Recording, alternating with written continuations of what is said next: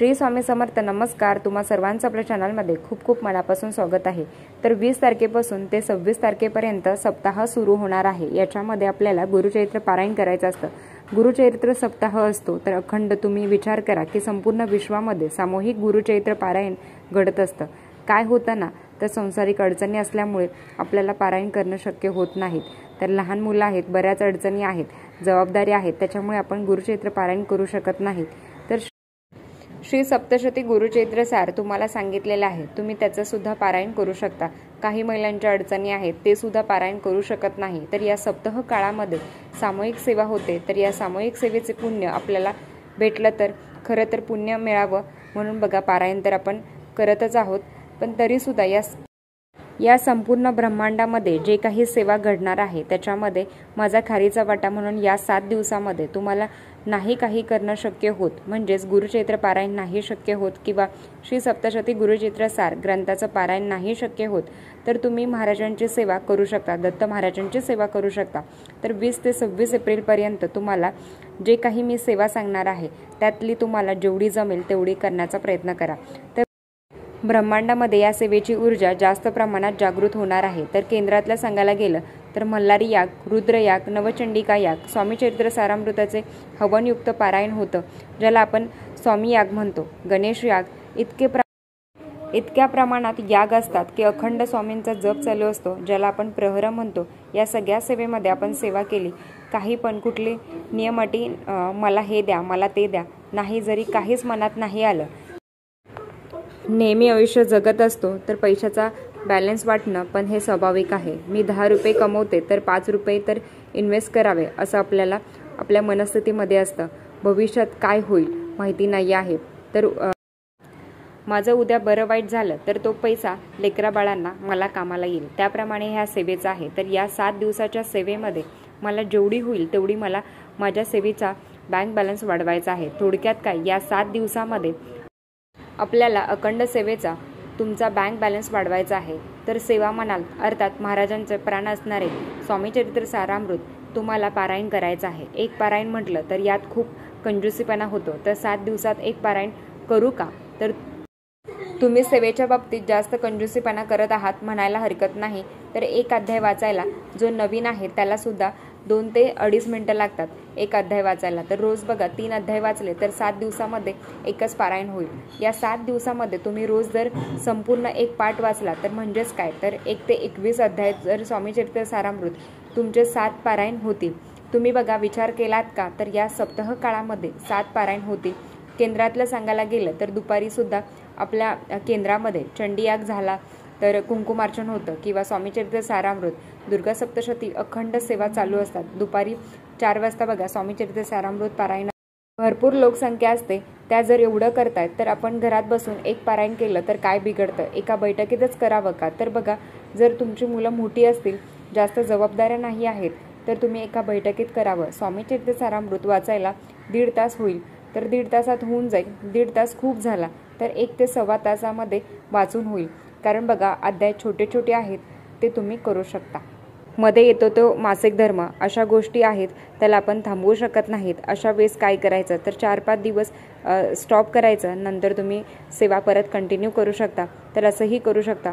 बऱ्याच वेळा अशा कमेंट्स आल्या, ताई मला पारायण करायचं आहे गुरुचरित्राचं, तर सुरुवातीचे 2 दिवस मी कोणाला तरी वाचायला सांगितलं आणि नंतर मी पठण केलं तर चालेल का. तर हो, केंद्रात सामूहिक पारायणाला बसणार असाल तर सुरुवातीचे 2 दिवस कोण असेल तर तिला म्हणा की 2 दिवस काढून दे, नंतर तुम्ही पठण करू शकता. या पद्धतीने इच्छा असेल तर मार्ग निघतोच. तर महाराज तुम्ही करून घेणार आहे, मला माहिती आहे. यावर्षी पारायण करणार आहे, सुखरूप पारायण होणार आहे म्हणजे होणार आहे.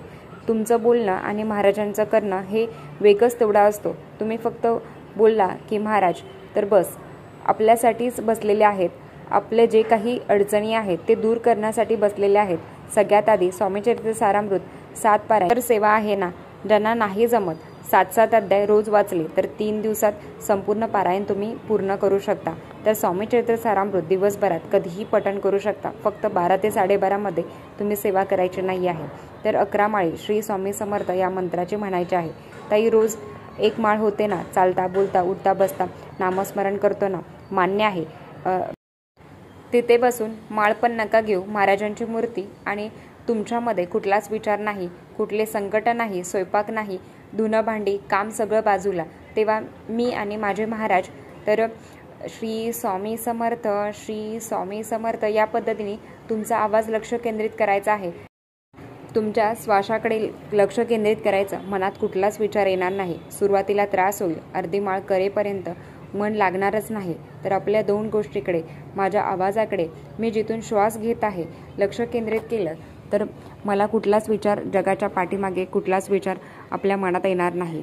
तर हे झालं. त्याच्यानंतर तारक मंत्र इच्छा असेल तर ते पण तुम्ही पठण करू शकता. गुरुचरित्र पारायण करणं होत नाही, संक्षिप्त गुरुचरित्र ते पण आहे, तर त्याच्यामध्ये 7 अध्याय आहेत, ते पण तुम्ही आणून कुठल्याही केंद्रात मिळून जाईल. संक्षिप्त गुरुचरित्र ते पण खूप सुंदर आहे. 7 दिवसामध्ये तुम्ही गुरुचरित्रामधला 14वा अध्याय व 18वा अध्याय तुम्ही पठण करू शकता.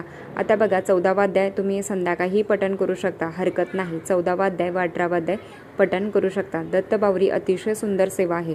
या 7 दिवसामध्ये दत्तबावरी पठण करू शकता किंवा रोज तुम्ही 11 वेळा घोर कष्ट उद्धार स्तोत्र याचंही तुम्ही पठण करू शकता. घोर कष्ट उद्धार स्तोत्रम इतकी प्रभावी सेवा आहे. जो याची सेवा करतो त्याला अनुभव आलेला आहे. घोर कष्ट उद्धार स्तोत्रम म्हणजेच काय, तर आपल्या आयुष्यात आलेले जे काही कष्ट आहेत तर त्याचा उद्धार करण्यासाठी, म्हणजेच काय, तर ते कमी मुळातून नाईलाज करण्यासाठी. तर घोर कष्ट उद्धार स्तोत्रम खूप सुंदर सेवा आहे. त्याला या सेवेचा अनुभव आलेला आहे. तर या काही सेवा होत्या, जेवढं करणं शक्य होईल तेवढं करण्याचा प्रयत्न करावा. या 7 दिवसामध्ये ज्या काही महिला मला माहिती आहेत, महिला ज्यांना याग पण करायचा असतो, त्यांना प्रहर पण करायचे असतात, त्यांना गुरुचरित्र पारायण पण करायचं असतं, त्यांना आरत्या पण करायच्या असतात, त्यांना पाठ पण करायचा असतो. एवढं भयानक ऊन आहे तरीसुद्धा महिला जोमाने कुठून कुठून जातात, केंद्रात पारायणाला हजेरी लावतात. जेवढी सेवा मिळेल, जी मिळेल, आरती करणं खूप मोठी सेवा आहे का, तर नाही. केंद्रात झाडू, तर केंद्रात साफसफाई करणं, चप्पल उचलणं, औदुंबर झाडाची जी काही पालवे आहेत ती स्वच्छता करणं, ही किती मोठी सेवा घडते तुम्हाला माहिती आहे का. आपण जेव्हा केंद्रात झाडत असतो ना, त्या झाडूबरोबरच महाराज तुमचे सगळे काही दोष आहेत, तुमच्या अडचणी आहेत, तुमच्या समस्या आहेत, महाराज झाडत असतात. ही सेवा जो करतो ना त्याला त्याचा अनुभव आलेला आहे. तर या 7 दिवसामध्ये मिळेल ती सेवा, केंद्रात, मठात, मंदिरात जी मिळेल ती सेवा, तर खरं तर देवासमोर नेहमी नतमस्तक व्हायचं असतं. कर्माच्या भानगडीत महाराज पडत नाहीत, भोगाच्या भानगडीत महाराज पडत नाहीत. तुला तुझे कर्म, तुझे जे काही भोग आहेत ते तुला भोगावेच लागतील. पण हो, तीव्रता मात्र कमी करण्याचं काम महाराज करत असतात. आपण त्याच्यासाठीच अध्यात्मात आलो आहोत. महाराज मला काहीच नको, मला तुमची साथ पाहिजे आहे.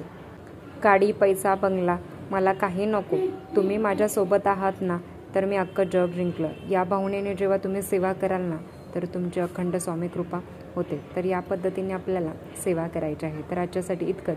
आजचा व्हिडिओ इथेच थांबवते. आवडला असेल तर लाईक, शेअर, सबस्क्राईब करत भेटूया अशाच नवीन व्हिडिओसोबत. तोपर्यंत धन्यवाद. श्री स्वामी समर्थ.